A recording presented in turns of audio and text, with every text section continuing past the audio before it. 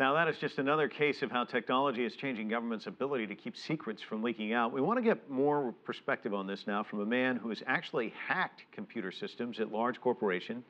Now he advises companies on how to keep their data secure. Kevin Mitnick joins us from Las Vegas. Kevin, is it possible in this day and age to keep sensitive information protected, or can anything be hacked? Pretty much anything usually could be hacked. I mean, any adversary with enough time, money, and resources usually can compromise a target. I mean, for my company, what we do is companies hire us to try to break into their systems through exploiting technology, physical problems, or by manipulating people, and we have over a 90% success rate. So it's extremely difficult to protect information in today's world. Kevin, you're one of the good guys now, but back before you were one of those black hats, you were one of the bad guys, so to speak. How easy is it for these devices to be hacked? You know, we're hearing so much about Edward Snowden.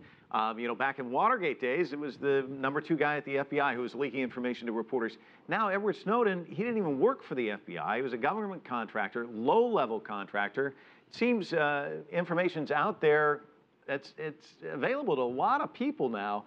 How can the government use technology in a way that's secure?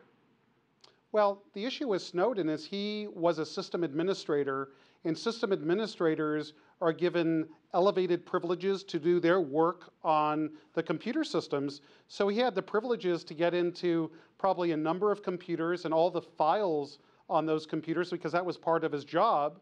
So it was very easy for him to take this information. You know, what the NSA could have done, which is known in the industry, and I think they're going to do it now, is implement the two-person rule. So when you're dealing with somebody that has elevated system privileges, you have another person where they're working together to keep the other person honest. Because again, once somebody has system privileges, they pretty much have access to everything. So now you're depending on their integrity to keep that data safe and secure. But Kevin, if I saw an interview with you not too long ago where you even admitted you penetrated the NSA, correct? Well, I actually hacked into a telephone switch when I was 16 years old and eavesdropped on an NSA phone call because I just wanted to see if it could be done. And when I popped in and listened to somebody talking for like 10 seconds, I immediately got off and never did it again. But it wasn't an NSA computer, it was a phone company computer in Laurel, Maryland, where the NSA is headquartered. How many 16-year-olds are out there like you right now who can get access to stuff that we can't even dream of? Probably a lot. The problem is security is really tough. I mean, to protect your company, to protect government agencies, you have to think about covering every security vulnerability that's out there. The attacker only needs to find one. And like they're doing in South Korea, for example, where they're deploying a smartphone app probably to the Android and the iPhone to prevent information leakage, that's already been done before. I mean, for enterprises, I think a company called Good Technology does it here, where companies could buy a similar app to protect information that's stored on the phone.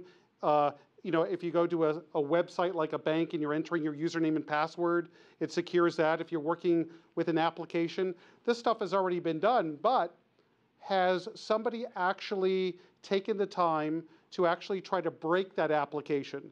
In other words, an attacker is first going to try to break and take complete control of the operating system of the phone, and then if that app that resides on the phone is vulnerable to some sort of security flaw, it might be worthless, and then an attacker could indeed get confidential information. So it really depends on how good the technology is. Well, Kevin Mitnick joining us from Las Vegas. We certainly don't feel any better after talking to you, but we certainly feel more informed. Thanks so much.